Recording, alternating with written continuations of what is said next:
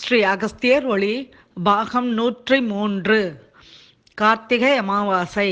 திருவிசநல்லூரில் கங்கை பெருகும் தினம். ஓம் ஸ்ரீ வல்லப கணபதி துணை. ஓம் ஸ்ரீ சுசரித சரஸ்வதி துணை. ஓம் ஸ்ரீ அங்காள பரமேஸ்வரி துணை. ஓம் ஸ்ரீ சர்க்குருவே சரணம். கும்பகோணத்தில் இருந்து கிழக்கே 4 மைல் தொலைவில் திருக்கற்குடி அருகே திருவிசநல்லூரில் ஸ்ரீதர ஐயாவாள் எனும் மகான் தம்முடைய மூதாதையர்களுக்கான திவச நாளில் படையலுக்காக வைத்திருந்த உணவு பண்டங்களை பசியால் வாடிய ஏழைகளுக்கு எடுத்து கொடுத்து விட்டார். அவர் மீண்டும் கங்கையில் நீராடி வந்தால்தான் திவச பூஜைகளை நடத்த முடியும் என்ற நியதி சுட்டி காட்டப்பட்ட பொழுது ஸ்ரீதர ஐயாவாள் பக்தியுடன் ஏழைகளுக்கு ஆற்றிய அன்னதான மகிமையால் பித்ருமூர்த்திகளும் ஆனந்தமுற்று கங்காதேவியே பரமானந்தத்துடன் அவருடைய வீட்டு கிணற்றில் கங்கை பிரவாகமாக உருவெடுத்து வீதியெங்கும் கங்கை நதி நீர் புரண்டோடிய ஆனந்த வைபவத்தை பலரும் அறிவர். ஆனால் இது ஒரு மாய வேலை என பலரும் சந்தேகப்பட்ட பொழுது காசியில் கங்கை பிரவாகத்தில் என்னென்ன பிராணிகள் தாவரங்கள் தோன்றிடுமோ அதே வகையில் முதலைகள் முதலியன தோன்றி ஆங்கே திருவிசநல்லூரில் வந்திட்ட கங்கை பிரவாகத்தை நிரூபணம் செய்தன. கலியுகத்தில் இன்றும் வருடந்தோறும் கார்த்திகை அமாவாசை நாளில் திருவிசநல்லூர் சிவகங்கை தீர்த்த கிணற்றில் கங்கை பிரவாகம் தோன்றுவதை பரிபூரணமாக உணர்ந்திடலாம்.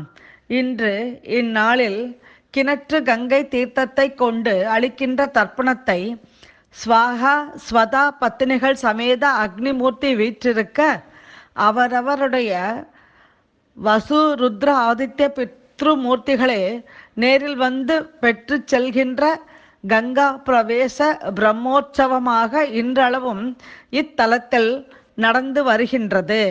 வாழ்க்கையில் பெறுவதற்கரிய பாக்கியமாகும்.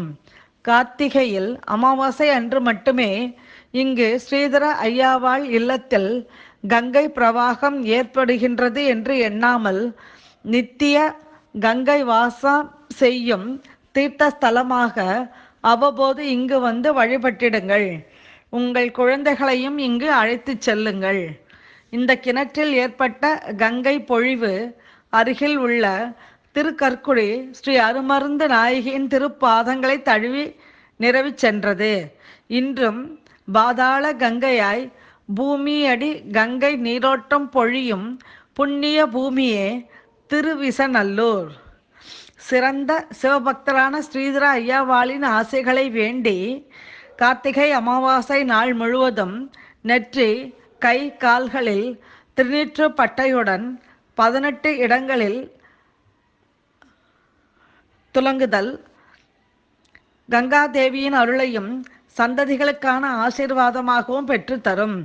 இன்று கங்காதேவிக்கு புனுகு, அத்தர், கஸ்தூரி, கோரோச்சனை, பச்சை கற்பூரம், ஜக்வாது ஆகியவற்றை கங்கை நீரில் கலந்து அபிஷேகம் செய்து கோமுகம் மூலமாக அபிஷேக நீரை பெற்று இதை வைத்து அன்னம் உணவு சமைத்து ஸ்ரீதர ஐயாவாளின் நினைவோடு கங்காதீஸ்வரரை வேண்டி தானம் அளித்தலால் பித்ருக்களுக்கு முறையாக படைக்காத தோஷங்கள் தனியவும் உதவும்.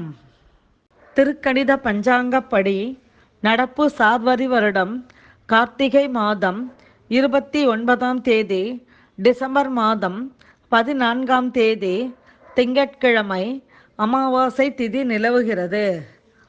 இத்தகவலை தங்களுக்கு தெரிந்தவர்கள், நண்பர்கள், உறவினர்கள் என அனைவருக்கும் தெரியப்படுத்தி அவர்களும் கார்த்திகை அமாவாசை அன்று திருவிசநல்லூரில் இப்பூஜையினை மேற்கொள்ள உதவி புரிந்திடுங்கள்.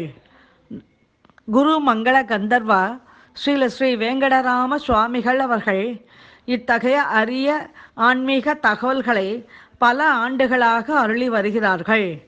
நன்றி.